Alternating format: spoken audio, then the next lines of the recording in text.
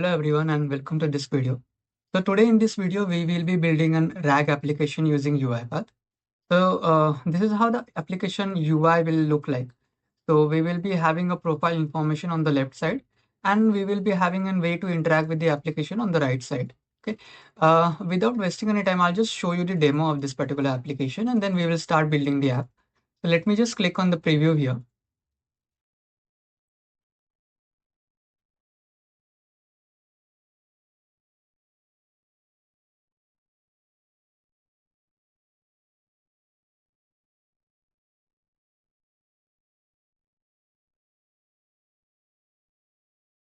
Okay, so this is how the app will look like. So there are in the profile section on the left side, we have a few buttons. For example, LinkedIn to navigate to the LinkedIn profile, GitHub to navigate to the GitHub profile. We also have a button to view the resume. So what exactly this particular project will be is we will be having a RAG application where a user can come and ask question about a person's profile, and on the click of this particular button, our RPA process, a studio web workflow will be triggered in the orchestrator, which is using the UiPath GEN AI activity and the resume as a context grounding. So whatever the data that we will get as an output for once the process starts, that will be from the resume and it will be based on the prompt that the user has entered. Okay. So for example, let us just try one of the process. But before that, I'll just show you the buttons, click and everything that we have built in this project. So again, this is the LinkedIn button. So under click of this particular button, it will navigate me to the LinkedIn profile.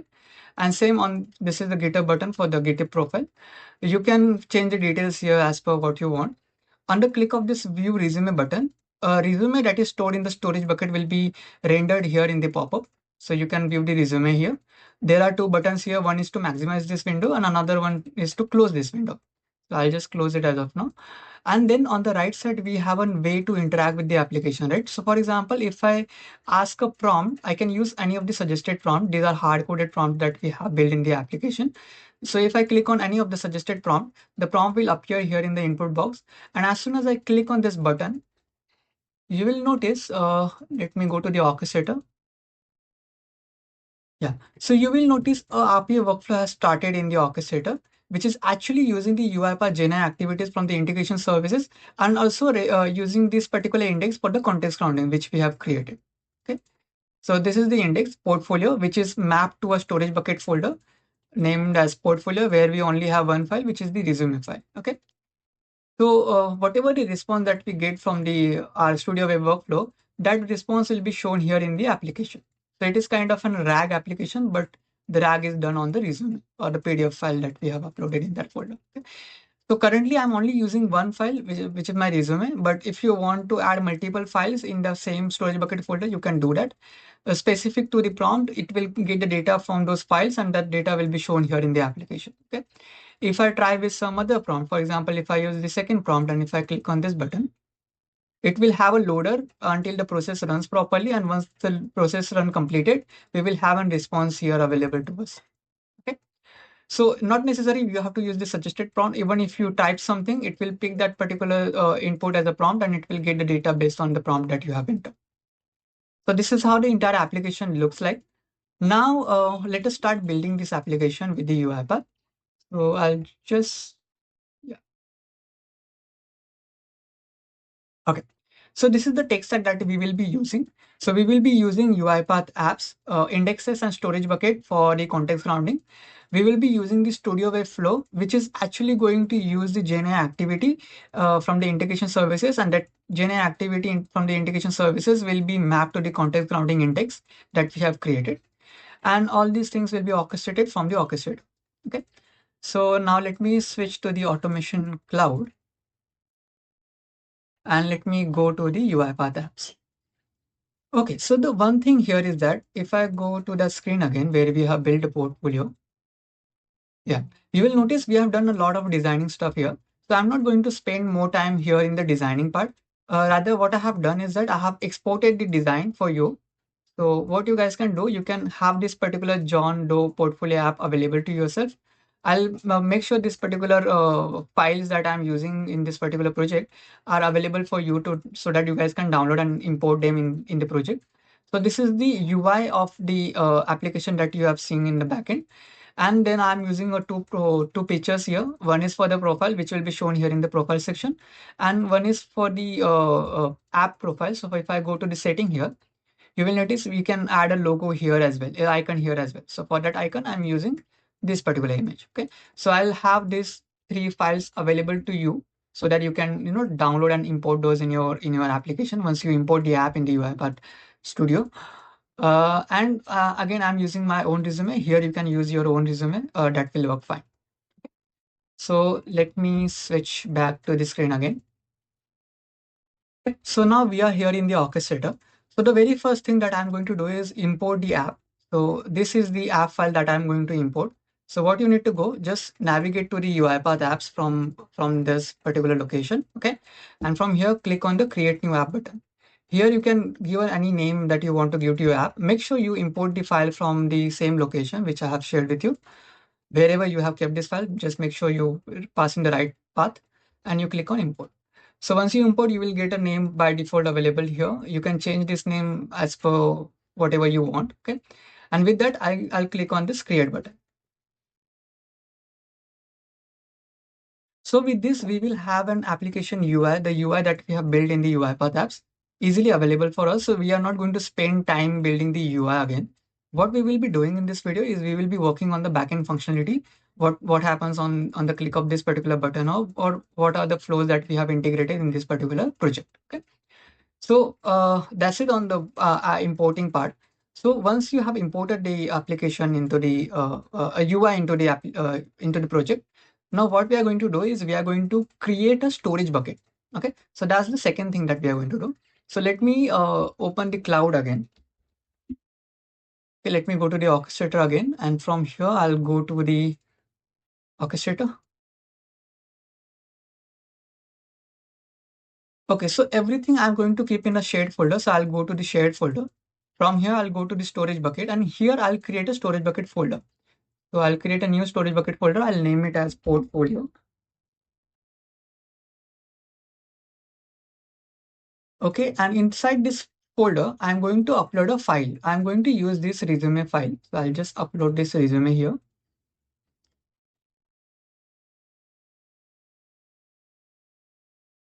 Okay, so this is done. The second thing that I'm going to do is create an index for that will be mapped to this particular storage bucket folder.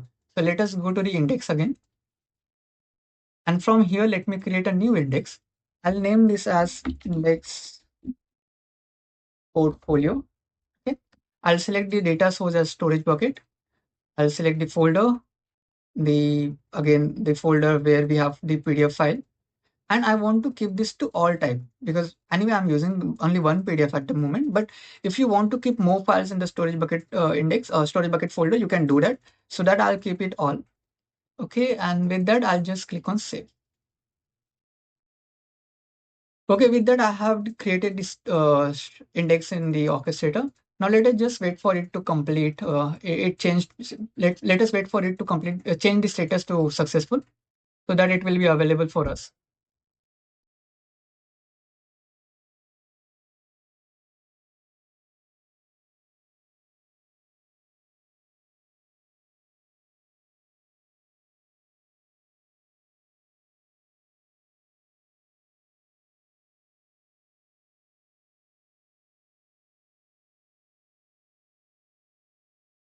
Okay, so now the index is available. The status has changed to successful.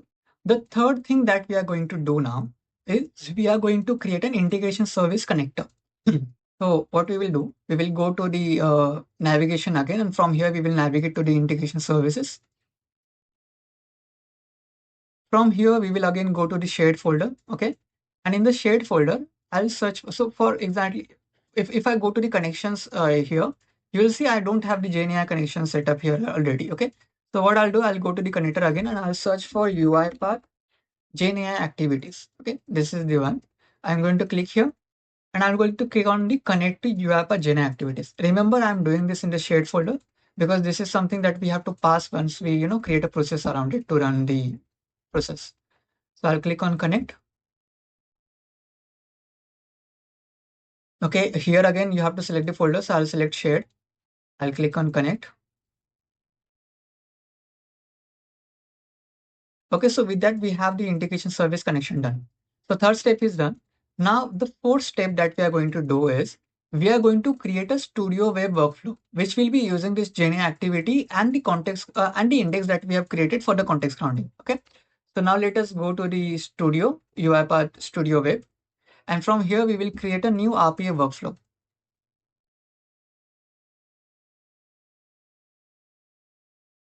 Okay, let me name this workflow as Portfolio App. Okay. Now, in this RPA workflow, there is only one thing that we are going to have. There is only one activity that we are going to use, that is context generation. Okay. So I'll search for context generation. Okay. So why I'm using, yeah, this one. This is the one that I'm using, UiPath from, which is from UiPath GEN AI activity. So I'll select this particular context generation activity. So the project that I have built is on this particular activity. That's the reason I'm using it. Here we have to pass in the model name. I'll use the default model, or maybe I'll use this Mini 24, GPT-4 Mini. Here we have to pass in the prompt. So remember, the prompt will come from the application. So if I go to the application again, this is where user is going to enter the prompt. And from here, we have to get that prompt. So I need something as an input. The input will be the prompt. So I'll create a variable here, which will be my input. And I'll name it as I am user prompt. Okay.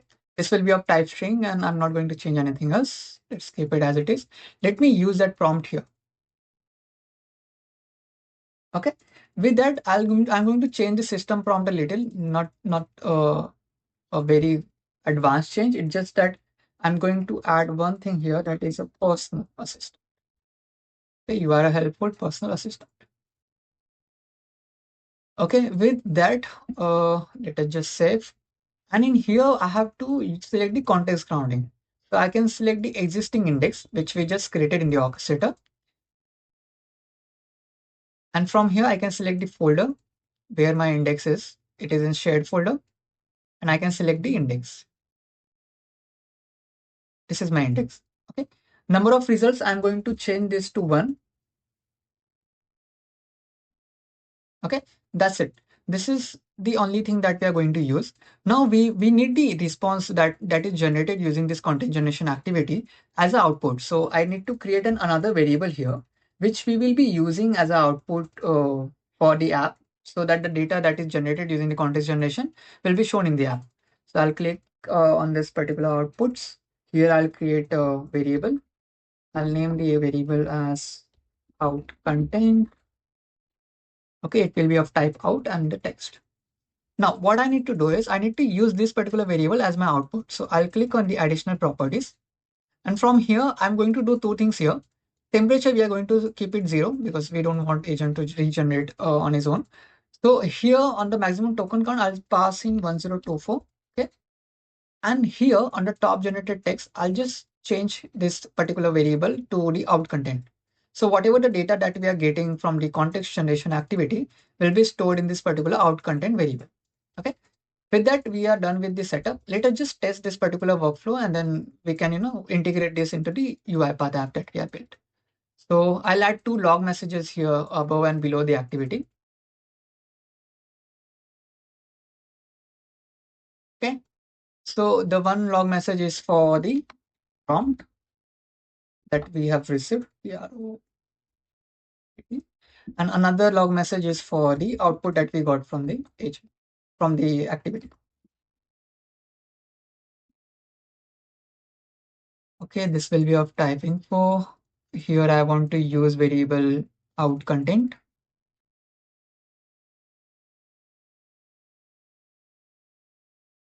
Out content.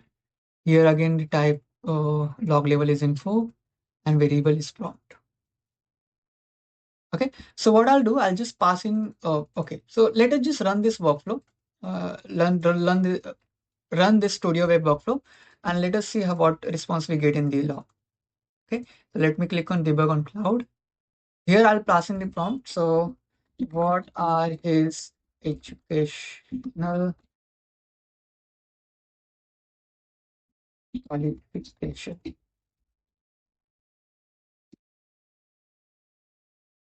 Okay, let me hit save and debug.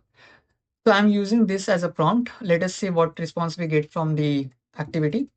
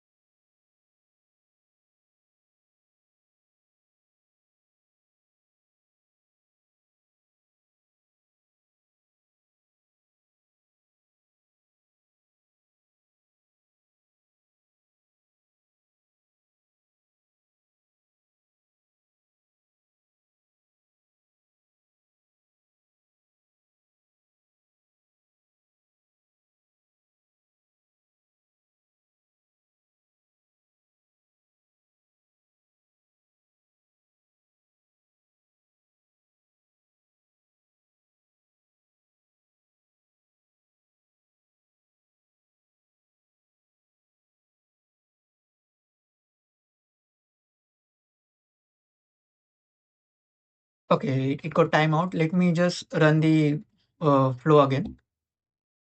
Yeah.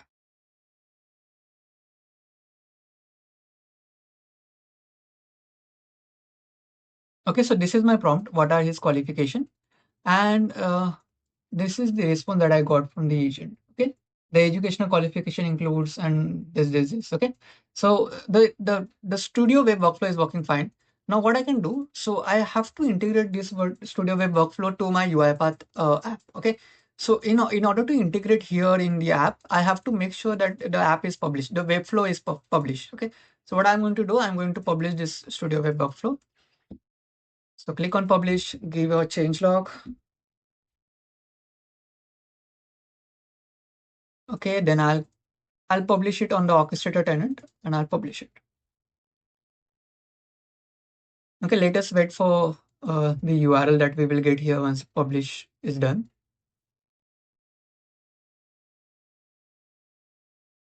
Yeah, I'll click on the check package.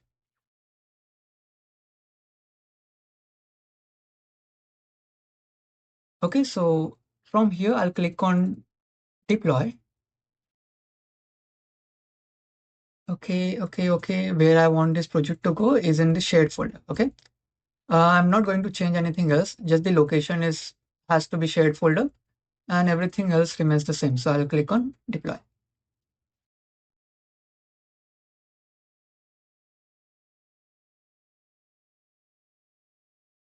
Okay, let us wait for it to change the status here.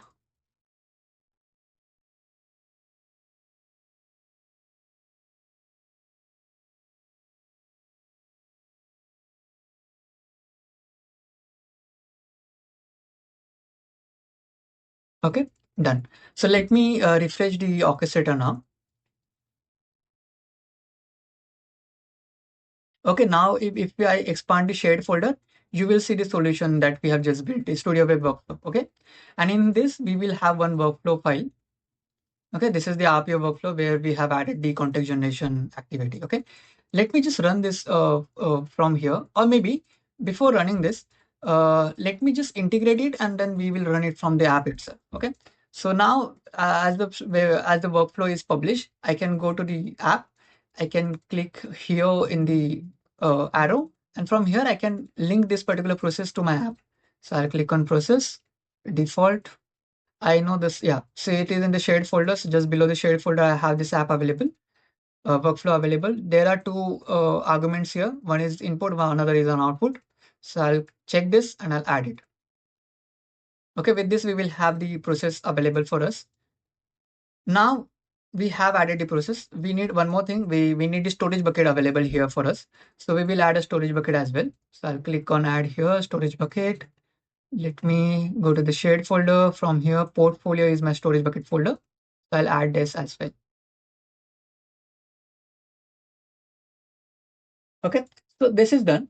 Now we can integrate this process and the storage bucket file to our application. Now let me go back to the application again. Now here we have to do two things. First, we will work on the left side on the profile information. Once that is done, then we will work on the right side, which is the entire application logic. Okay. So here what we have first we have four things here. One is we need to change the profile picture. Then we have to update these links. Okay. Then the again profile information, and then we have to put some logic here in the review resume button. So on the click of this particular button, a pop-up must appear which should render the resume. Okay. So what we will going to do is first we will going to update the expression. So I'll just change the name here. Okay, you can update the information further as per whatever you feel. Okay, I'll click on save. Then I need to add logic here on the click of these two particular labels. Okay, if I click on the LinkedIn, a LinkedIn profile must open, and if I click on the GitHub, a GitHub profile must open. Okay, so I'll click on LinkedIn first. I'll go to event. I'll create a new rule here. From here, I'll create a rule as open URL, and in here I'll have to pass the URL of my LinkedIn profile. So I'll just go to LinkedIn.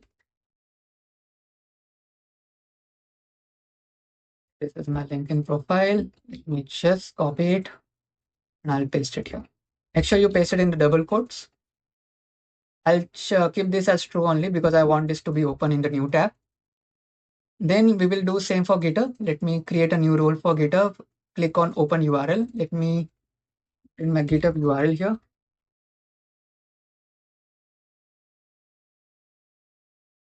Let me go to profile. From here, I'll copy this URL and I'll paste this URL here. Okay. So whenever user clicks on these two labels, the profile will open, and we have updated the profile details as well.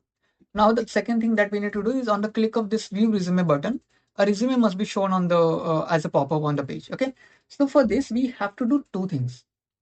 Let me just scroll a little. Yeah. So here in the app variables, we are using a few variables. Okay. So resume PDF is one of the variable which is of type app file. Okay? It is of type app file. So what we need to do is we have to download a file from the storage bucket and we have to keep that file in this particular variable. So what we are going to do in the UI is we are just going to render that particular variable. Okay. So if I go to the view resume and if I go to the create role, so here what I can do is I can open a new window. So very first thing that I want to do, I have to have that pop-up window available for us. Okay. So I can open a page. Yeah. So here I have to open a new page. So which page I'm going to open? There are two more pages that we have here. One is new page document and another is new page document, no pop over. So this new page document is for the full screen viewer of that particular document. And this page is for the pop-up viewer of that particular document. So on the click of the view resume button, first I need to show the pop-up. So I'm going to use this particular page. So I'll use this page. Okay. With that, I'll change a few settings here. I'll make sure this is true because I want to show this as a pop-up. I'll change these two values as well to true. Okay. Why I'm changing the prevent close on click? Because I don't want it to close when some user clicks on somewhere else. Okay. So I'm changing it to true. So it will be only close when user click on that particular cross button that we get on the pop-up. Okay. With that said, we will have a pop-up available to us, but that pop-up will not render anything. So for example, if I preview this particular app now,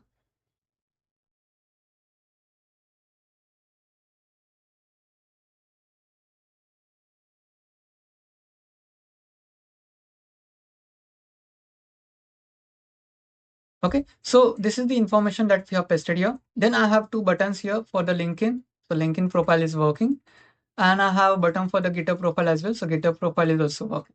Okay. Now, if I click on this view resume button, you will notice I'm getting a pop-up, but I don't see the document here, right? It has to render the document, right? I can click on this button. This will work as well, but the document is not being shown here. Okay. So what I have to do for that is I'll close this. I'll go back to the application again. Okay, so what we have to do for that is we have to go to the main page, which is my application. Okay, and in here on the main page, I have to add a rule. Okay, so what rule I'm going to add here? Okay, not on the main page. Yeah, we have to add it on this particular new page document. Okay, so on the new page document, so you have to go to the new page document. On this particular document, I'll just go and create a new event for the document for the entire page. And what event I'll have is I'll have this event download file from the storage bucket. So what it will do, it will download the file from the storage bucket. This is the storage bucket folder, and it will be assigned to a variable. So which variable we are going to assign it to is to resume PDF. Okay, I'll just use this variable. Now here in the file name, I have to pass in the exact file name which is there on the storage bucket folder. So if I go to the storage bucket, okay, portfolio, I have to copy this entire name, and I'll go back to the app and I'll paste that entire name here in the double quote. Okay. Now, when the file is downloaded, what you want to do, and when there are errors, what you want to do, we can add some pop-ups here. So I'll just add two pop-ups here. One is to show message. I'll just copy the message. Okay, this will be my success pop-up. Okay, and I want this pop-up to be shown on the bottom with delay of 3 seconds or maybe 5 seconds, whichever you pick. I will add another pop-up here, show message for the fail case. So we will add a fail message here.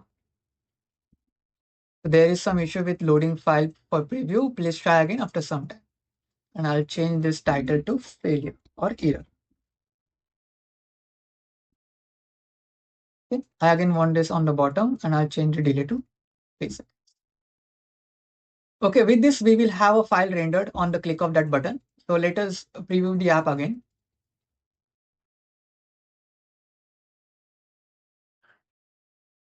Okay, now if I click on this view resume button here, I'll have a pop-up which is actually rendering my resume PDF. Okay, we got the success message. So the file is downloaded from the storage bucket and we have the resume available here. Okay, I'll just close this and I'll show you one more thing. So you will have to update the profile as well. So how you can do that? If I go back to the app again, here in the journal, in the source, you have to make some changes.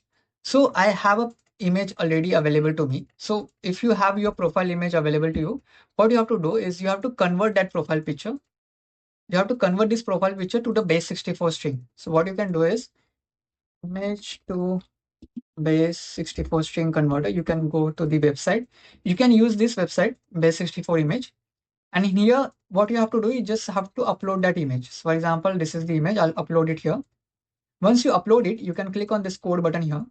And from here, you have to copy this image element tag. Okay, I can just copy this entire base 64 string, come back to the application, and in here, use two things. One is new apps file.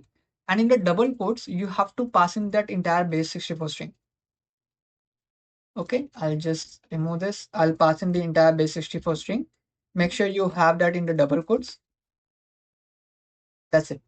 With this, you will have this particular, whatever the picture that you have kept here available to you as a profile picture. Okay. Now, if I click on preview again, we will have all the same things set up. We will see if the maximize window works fine or not.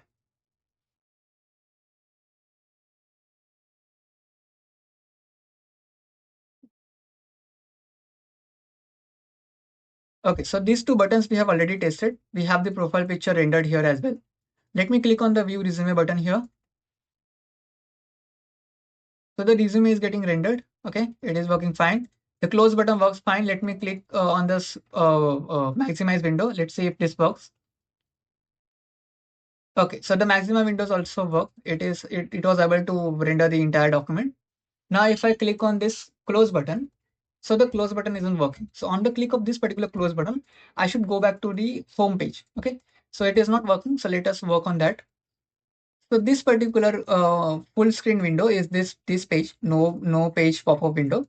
So here on the close action, I have to add some events. I'll just go to this particular close action. Okay, in here in the event. Now in the event, what I'll do, I'll just make sure that I open the page, the first page, which is my application page.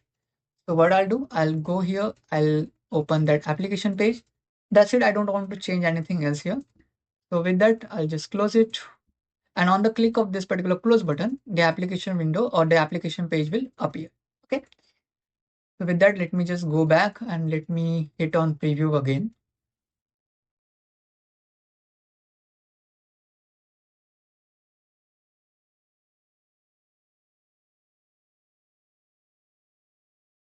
Okay. Now if I click on the view resume,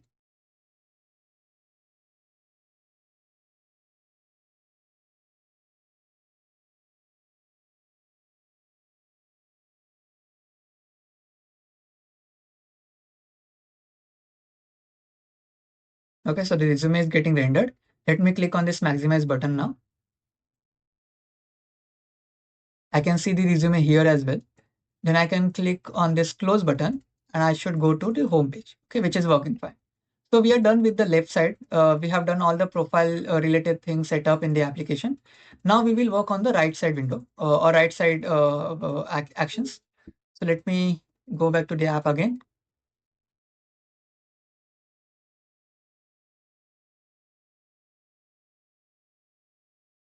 Okay, so now on the right side, what we are going to do, let us preview the app first.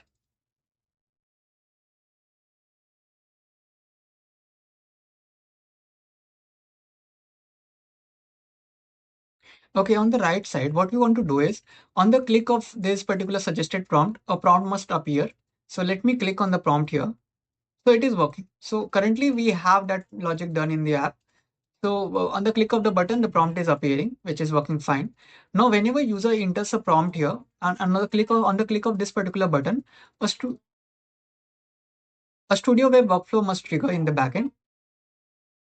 So what we can do for that, we can.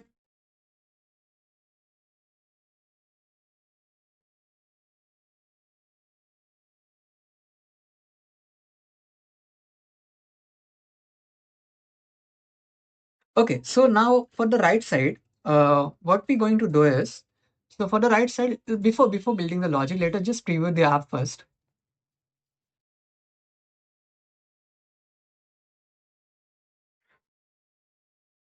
Okay, so the very first thing that I want to do is, whenever user clicks on the suggested prompt, the prompt must appear in the input box here. Okay, so let me just click on any of the prompt. So that logic is working. So we have that logic already in the app.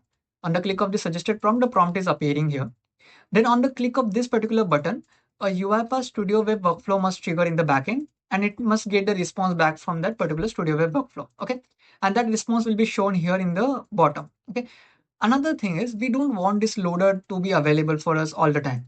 On the click of this particular button, only we should have this loader available so that while the process is running on the orchestrator, we can show the loader to the user. And then once the process completes, we can disable the loader again and show the response. Okay. So let us do very first thing is that we will see what logic we have used for the suggested prompt, and then we will start building the logic for the button here. Okay. So let me go back to the application again. So this is the suggested window. If I click on the right side here, if I expand the container suggestions, you will notice we have each suggestion hard coded here.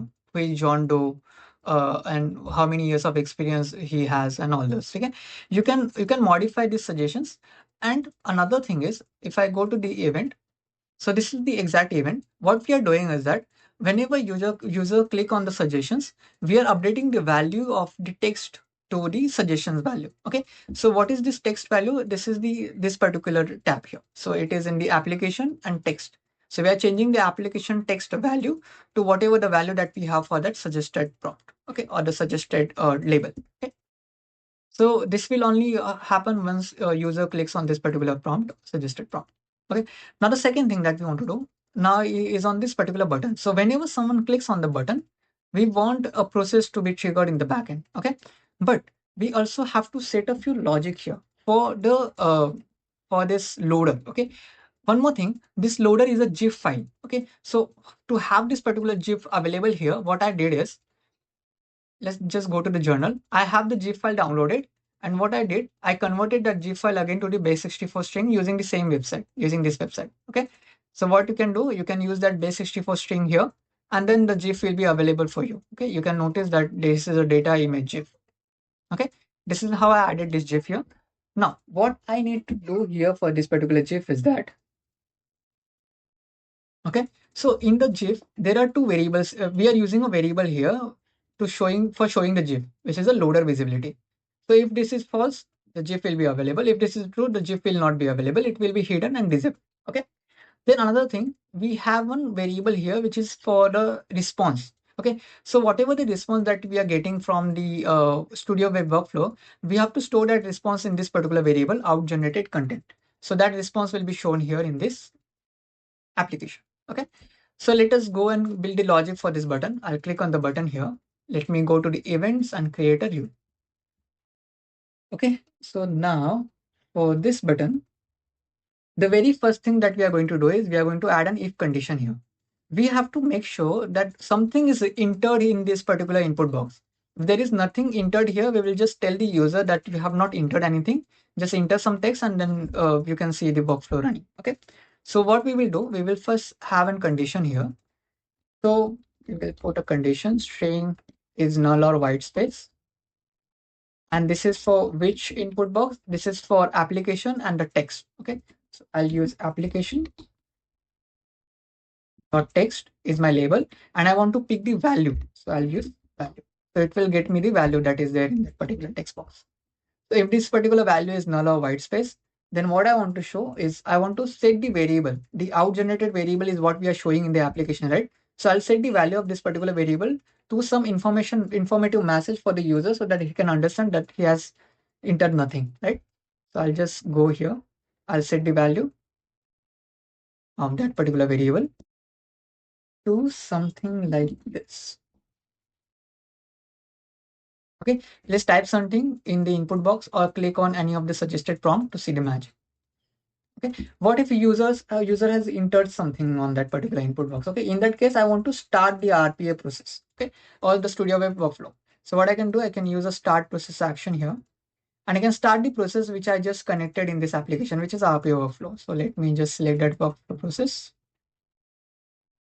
Okay, great. So I want to run this in the unattended mode. And now I want to override the input because input is something that the user has entered in the application, right? So I'll just override the input. I'll select the variable ion user prompt.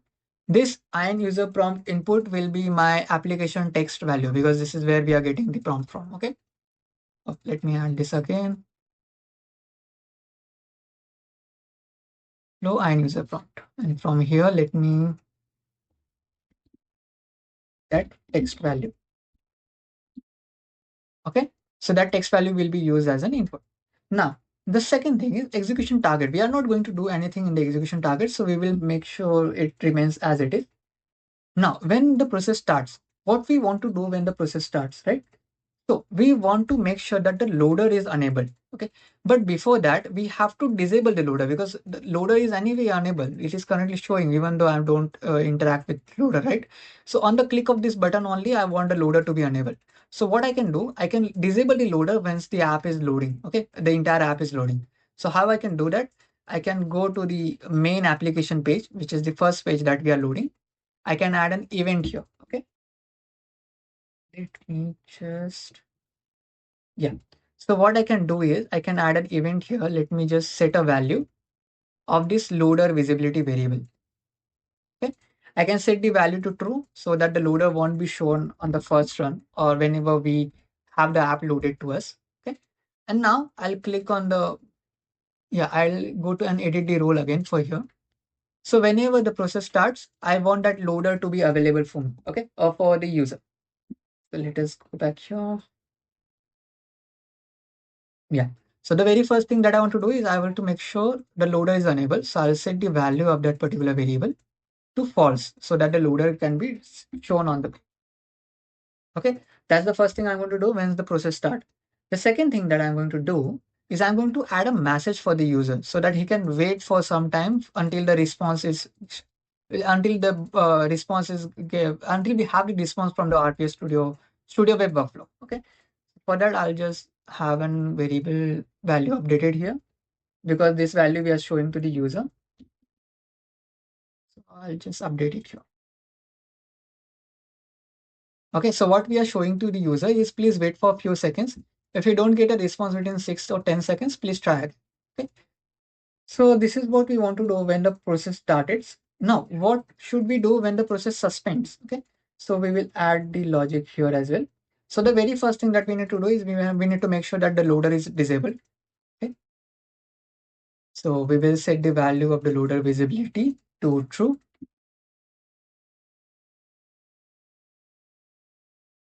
Okay, and we will show the message to the user that the process somehow is suspended.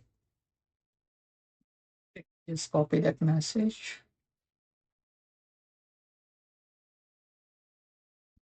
Okay, this is what we will show to the user. The error occurred while processing above query. Please try again after some time. Okay.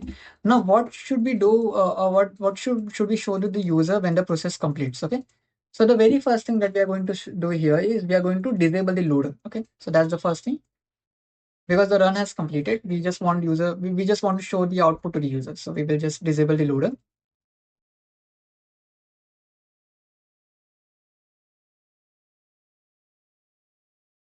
Okay. The second thing that we are going to do here is we are going to set the value of the. So here we have the prompt, right?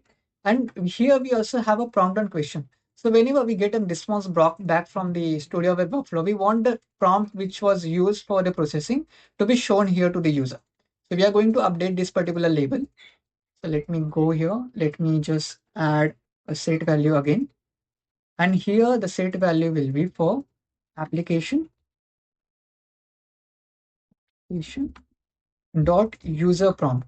So user prompt is here. You can see it here. This is the label that we are using there.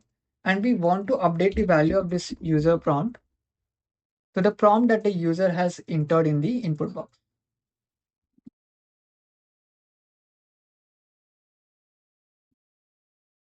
Okay.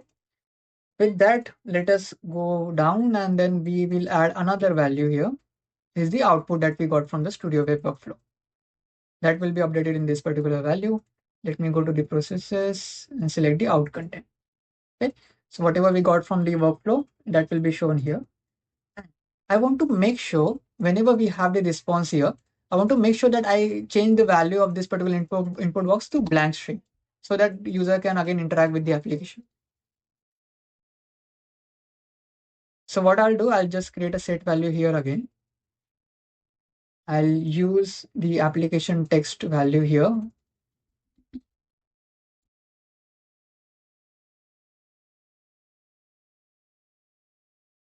Okay. And I'll set the value of this particular application text value to the blank string.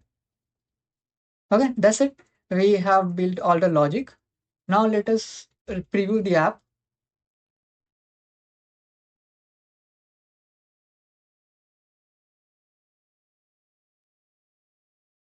Okay, so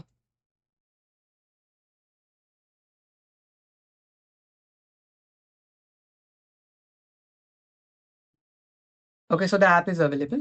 Now you will see the loader is not there, right? Once we click on the button, then only the loader will appear here. Now let me select any of the suggested prompts. For example, I'll click on this prompt. Does he have knowledge about Python programming? You can also enter the prompt here. That will work fine too. I'll click on the button and we should get a loader here and also the response that we have set in the variable. In the backend, a Studio Web workflow must start. So let us just go to the automations orchestrator and the folder. Okay, so you will notice the Studio Web workflow has started, but it is in the pending. The reason why it is in the pending because I have not done the, I have not integrated the cloud services here. So what I can do is, let me go to the tenant again. Let me go to the folders, small workspace. Okay. So in the folders, let me go to the shared solution folder. In the machines, I'll add manage machine folder from here. I'll use this default serverless robot setup. Okay. So I'll click on update. Yes. Okay. Once that is done, let me go back to the automation. It is still hasn't started yet. Let me do a manual run first.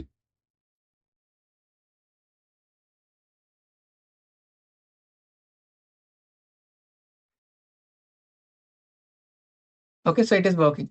So let us trigger the workflow again from the app. Let us just wait for it to finish. Okay, so the workflow went to faulted. The reason here why workflow went to faulted is we have to set up the integration service again in the processes. So what I can do, I'll just go to the processes. I'll go to edit.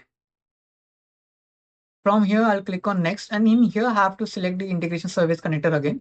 So remember, we did the integration service connector setup in the shared folder, not in the shared solution folder. So I'll select the shared folder integration service connector and I'll click on update. With this, it will work fine. Now let me go to the app again. Let me refresh the app. Okay, now if I select this particular prompt and if I click on the button here, the process must have started here in the orchestrator.